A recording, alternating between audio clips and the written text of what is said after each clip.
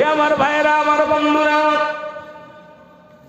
হযরত আলকামা রাদিয়াল্লাহু তাআলা পরিকান্ত চোখে এমন কষ্ট, মৃত্যু যন্ত্রণা হয় রে, না জানটা বাইর হয় না, যন্ত্রণা সহ্য করতে পারে। রাসূলুল্লাহর কাছে নালিশ আসে, ইয়া রাসূলুল্লাহ, ইয়া হাবিবাল্লাহ, আপনার আলকামা বড় মৃত্যু যন্ত্রণায় কান্দে, নবী গো, ইয়া রাসূলুল্লাহ, ইয়া হাবিবাল্লাহ, আপনার আলকামার বড় কঠিন মৃত্যু যন্ত্রণা হয়, এর মৃত্যু বরণ করে না।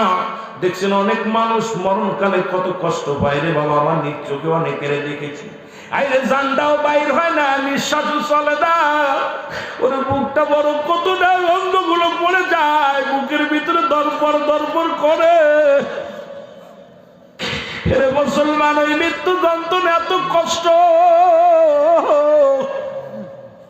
এই দুনিয়ার মধ্যে যারা দেখেছে আপনজনদের মৃত্যু যন্ত্রণা, ওরে কত কান্দে রক্ত বাইর হয়ে যায়, কত চোখ দিয়ে রক্ত বাইর হয়ে যায়, কত নাক মুখ দিয়ে রক্ত বাইর হয়ে যায়।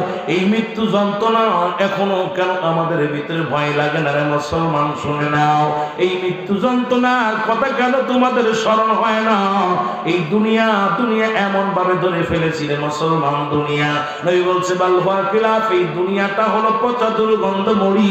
মানুষের চরিত্র হলো কুকুরের চরিত্র, কুকুর যেমন মরি পাইলে খুশি হয়, সে জামানার মানুষগুলো শুধু সম্পদ পাইলে খুশি হবে রে মুসলমান, বাড়ি গাড়ি পাইলে খুশি হয়। এই জন্য আমি মাঝে মাঝেই বলি, তুমি কার জন্য সুদ খাও, কার জন্য ঘুষ খাও গো?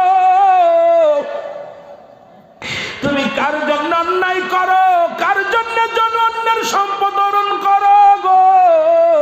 এই দুনিয়ার সম্পদ খাবে লোকে, তোমার দেহ খাবে পোকে। বাবারে এমন দেহ বানাও যে দেহের মধ্যে যেন পোকা মাকড় না লাগে, জোরে বলেন ঠিক কিনা? এ আমার ভাইরা, আমার বন্ধুরা, আমার রাসূলুল্লাহ বলেন, সাহাবীরা রে তাড়াতাড়ি যাও, তাড়াতাড়ি যাও, আমার সাহাবীর চারিপাশে বসিয়া বসিয়া কোরআন তেলাওয়াত করো, চারিপাশে বসিয়া বসিয়া সূরা কিরাত তেলাওয়াত করো, আমার সাহাবীর জন্য দোয়া করো, দৌড়ায়া যাও। সাহাবীরা চলে গেলেন, রাসূলুল্লাহ সাহাবী আলকামা রাদিয়াল্লাহু তাআলার চারিপাশে ঘিরে ঘিরে গো দোয়া করতে লাগলেন, কোরআন তেলাওয়াত করতে লাগলেন, কিন্তু মৃত্যু যন্ত্রণা সহজ হয় না। মৃত্যু যন্ত্রণায় বড় ছটপট ছটপট করে, মরণও হয় না, কালেমাও পড়ে না। নবীজির কাছে আবার সাহাবীরা চলে আসলেন, ইয়া রাসূলুল্লাহ, ইয়া হাবিবাল্লাহ, নবী গো, নবী,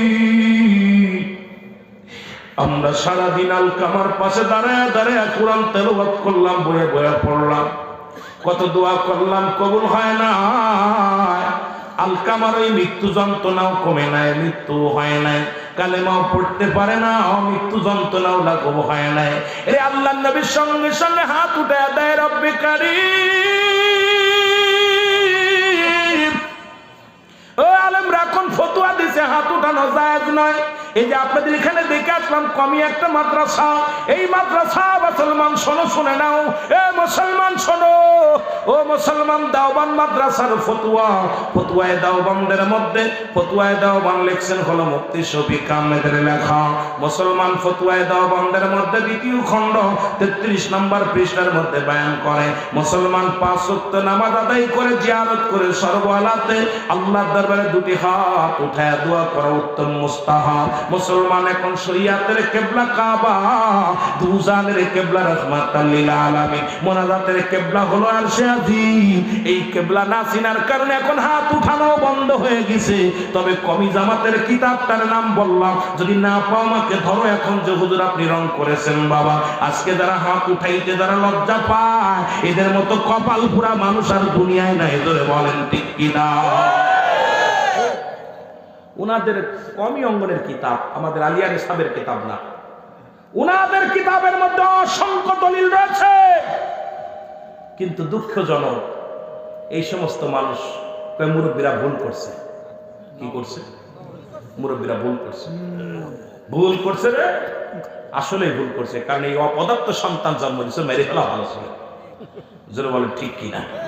আমার ভাইয়েরা, আমার বন্ধুরা, আমার আল্লাহ নবী দুভাবে দোয়া করতেন, একটা হলো উল্টা, একটা হলো সিধা। নবী মাঝে মাঝে যখন দ্রুতগামী দোয়া কবুল হওয়ার দরকার, নবী উল্টা উঠাইয়া দিত। এইভাবে যখন নবী উঠাইতেন, সঙ্গে সঙ্গে আল্লাহর দরবারে আগে তাড়াতাড়ি পৌঁছে যেতেন। দুইটা দোয়ায় কবুল হতেন। নবী মাঝে মাঝে উঠাইতেন এইভাবে, মাঝে মাঝে উঠাইতেন এইভাবে। ইমার্জেন্সি দরকার হলে নবীজি হাত উল্টা উঠাইয়া দিতেন, আল্লাহ রাব্বুল আলামিন অতি ফস করে কবুল করতেন। এবার আল্লাহ রাব্বুল আলামিন ডাকতে বলে, জিবরিল আমিন যাও গো,